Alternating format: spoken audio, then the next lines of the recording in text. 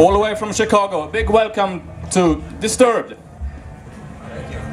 Wow, that was a big welcome. That's it. First question. Don't all start at once now. Okay. Good to see you. One at a time. Cool down. Come on. Well, hey, we're Disturbed from Chicago, Illinois, and we're very happy to be here. So glad we're getting all these questions from you. Anyway, throw one out.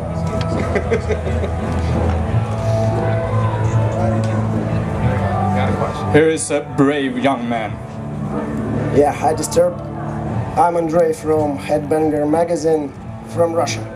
Cool. Awesome. My first question is, how did it happen that you recorded a soundtrack for the movie Transformer? We were asked. It didn't really take much. They asked us if we were interested in giving a track for the soundtrack, and initially we were kind of in the running to be maybe the lead track, but we ended up giving what was This Moment for it, and it ended up working out really well for us. We're very happy to be in good company. There was a lot of really great talent on that record. Hi David. Hello. You've had some trouble with your throat and nose previously, and as I've understood, you have those operated. Has it in any way changed your way of singing, or is it easier now? Well, first and foremost, the procedures that I had done, some time back I have very, very severe acid reflux disease. And so a good number of years back I had what's called an endoscopic cinch done, where they basically rebuilt the valve at the top of the stomach that normally inhibits acid flow back up to the throat. Yeah. So it's been easier since then, but the acidosis still exists. So I have to keep on changing medications on about a yearly basis because my body builds up a resistance to it. Yeah. The other thing was I had a very badly deviated septum.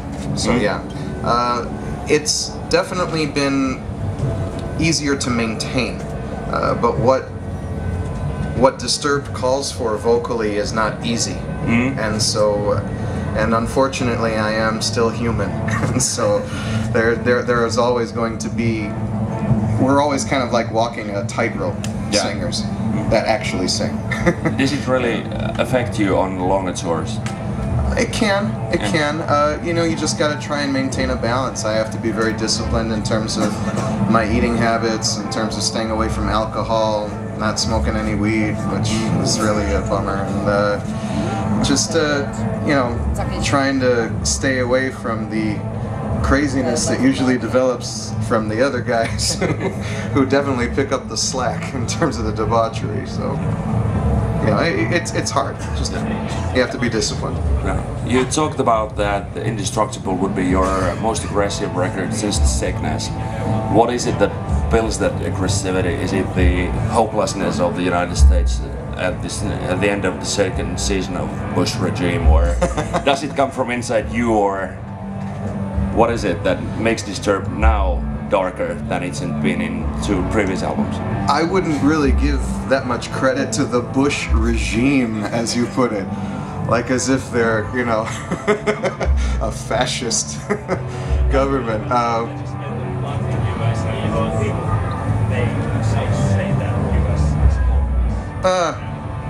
I'd say that unfortunately with the problems that exist in the US, for the most part exist over the rest of the world. I think that there's a feeling of hopelessness in general. I see fuel costs and people having riots about rising oil prices all over the globe. That's not Bush's fault. I'd blame Bush for a whole bunch of other things, but not for that. I think that the aggressiveness and the darkness that is inherent in this record comes from just a state of mind that we had prior to writing anything for it. We sat down, the three of us, and tried to figure out where our collective heads were at with where we wanted to go with things. And I personally had a very rough couple of years prior to writing this record. Life experience-wise, bad relationships, some really, really bad luck. And so when I told the guys that you know, considering where my head was at, you know, please just throw the darkest, most aggressive, most pummeling stuff you can at me. They were only too eager to comply. They were definitely in the same mindset. So. Next one, please.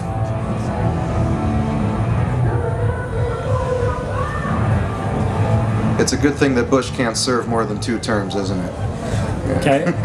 I wonder why you chose Land of Confusion as a cover. Are you a Phil Collins fan, or? I feel this. No, it was Is more it the so. lyrics? It was more so just trying to take a song and putting our own stamp on it, turning it into a Disturbed song. And I think just because the lyrics of that song kind of fit in with a lot of the material on the 10,000 Fish record and fit in with today's times, and we thought it would be challenging to take it musically and make it, you know, syncopated. I think with Mikey's, you know, double bass drumming and just the whole rhythm section of Mike and John, and me just trying to make a riff that was going to push that song and turn it into a Disturbed song. And you know, once we kind of talked about the idea, we thought. We just recorded it and it came out great, and we thought we'd include it on with the rest of the material. Hey, I'm Robert Jonsson from HardrockWednesday. We have a theme. We ask bands at Sweden Rock about their most crazy tour memory. What's yours? The most crazy tour memory, yeah. I don't know.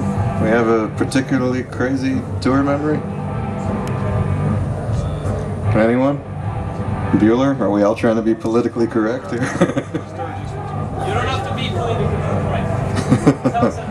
Well, you gotta understand, man, we're all either married or have girls that live with us at this point, so telling you the crazy tour memories could get us in a whole lot of trouble. So... Isn't that commentary giving you a lot of trouble? It can. It can, but it's nothing that they don't already know or realize. It's just, it would be ungentlemanly of us to stick it in their faces. Let's put it that way. Further questions? Yeah, well, it could be a simple one, it could be a difficult one, but how would you define your music? As metal or hard rock or something in between?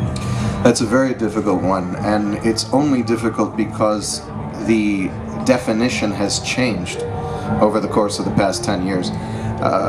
If you ask us, you know, in our hearts, we're a metal band. We got our inspiration from bands like Maiden, Priest, Metallica. I mean, these were the bands who, you know, Black Sabbath, these were the bands who made us want to pick up instruments and play. But if you talk about today's terminology and today's definition of metal, if you turn on Headbangers Ball on MTV any given night, the music that's on it that is signified as metal isn't a whole like what we do. With all due respect, because we have a tremendous amount of appreciation for them and we're fans of many of those bands. But I think that, you know, being as melodic as we are, it kind of separates us from that category quite a bit. We've always had the problem of either being too heavy or not heavy enough. You know, and never fitting into one category or the other. So, by today's standards, I guess we were more hard rock, if you had to go ahead and you know, situate us within a category. But in our hearts, we will always be metal. Nice.